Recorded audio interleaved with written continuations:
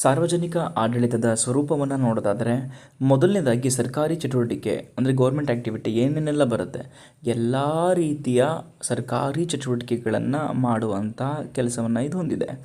ಎರಡನೇದಾಗಿ ಸೇವಾ ಆಧಾರಿತ ಅಂದರೆ ಸರ್ವಿಸ್ ಓರಿಯೆಂಟೆಡ್ ಆಗಿ ಅಂದರೆ ಜನಗಳಿಗೆ ಏನೇನು ಬೇಕು ಇವಾಗ ಶಿಕ್ಷಣ, ಆರೋಗ್ಯ, ನೈರ್ಮಲ್ಯ, ಹಾಗೆ ರಕ್ಷಣೆ ಎಲ್ಲ ರೀತಿಯ ಸೇವೆಗಳನ್ನು ಅವರು ಒದಗಿಸ್ತಾರೆ ಅಂತ ಹೇಳ್ಬೋದು.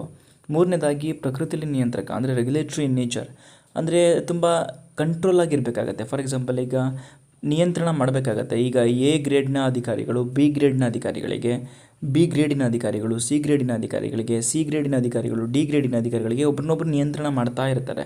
ಆವಾಗ ಅದು ಸಮತೋಲನವನ್ನು ಕಾಪಾಡಿಕೊಳ್ಳುತ್ತೆ ಅಂತ ಹೇಳ್ತಾರೆ.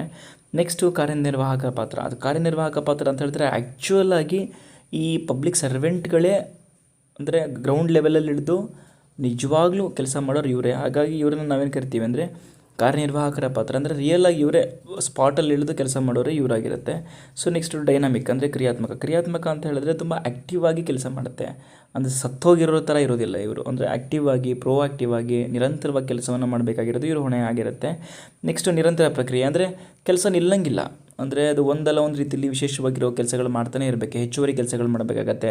ಅವರಿಗೆ ವಹಿಸಿರುವಂಥ ಕೆಲವೊಂದು ಇಷ್ಟು ನಿರ್ದಿಷ್ಟ ಕೆಲಸಗಳು ಅಂತ ಹೇಳಿದ್ರೆ ಅದನ್ನು ಮಾಡಬೇಕಾಗತ್ತೆ. ಹಾಗಾಗಿ ಇದು ಯಾವುದೇ ಕಾರಣಕ್ಕೂ ನಿಲ್ಲೋದಿಲ್ಲ. ನಿರಂತರ ಹರಿಯುವ ನೀರಿನ ರೀತಿಯಲ್ಲಿ ಹರ್ಕೊಂಡು ಹೋಗ್ತಾ ಇರುತ್ತೆ ಕೆಲಸ.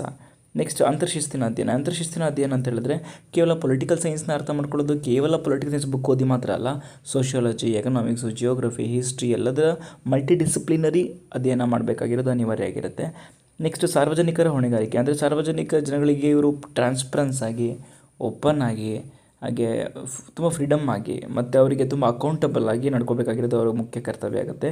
ನೆಕ್ಸ್ಟ್ ಯಾವುದೇ ಕಾರಣಕ್ಕೂ ಒಂದು ಆಪರೇಷನ್ ಕೆಲಸ ಮಾಡುವ ಜಾಗದಲ್ಲಿ ಯಾವುದೇ ಕಾರಣಕ್ಕೂ ರಾಜಕೀಯವನ್ನು ತರಬಾರ್ದು, ಪಕ್ಷಪಾತಿ ಮಾಡಬಾರ್ದು, ಅದರಲ್ಲಿ ರಾಜಕೀಯ ಬೆರೆಸಬಾರ್ದು. ಅದೇನಿದ್ರು ಕೂಡ ತುಂಬ ಅಂದರೆ ರಾಜಕೀಯವಲ್ಲದ ರೀತಿಯಲ್ಲಿ ಅದು ವರ್ತನೆ ಮಾಡಬೇಕಾಗತ್ತೆ, ಕೆಲಸ ಮಾಡಬೇಕಾಗತ್ತೆ. ನಮ್ಮ ಪಕ್ಷದವರಪ್ಪ ಇವ್ರಿಗೆ ಕೆಲಸ ಕೊಡೋಣ, ಅವ್ರು ಬೇಡ, ಹೀಗೆಲ್ಲ ಮಾಡೋಂಗಿಲ್ಲ ಪಕ್ಷಪಾತ.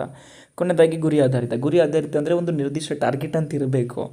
ಒಂದು ಗುರಿ ಅಂತಿದ್ದಾಗ ಅದರೆಡೆಗೆ ಇವರು ಸಾಗಬೇಕಾಗಿರೋದು ಇವರು ಮೂಲಭೂತ ಉದ್ದೇಶ ಆಗಿರುತ್ತೆ ಅಂತ ಹೇಳ್ಬೋದು.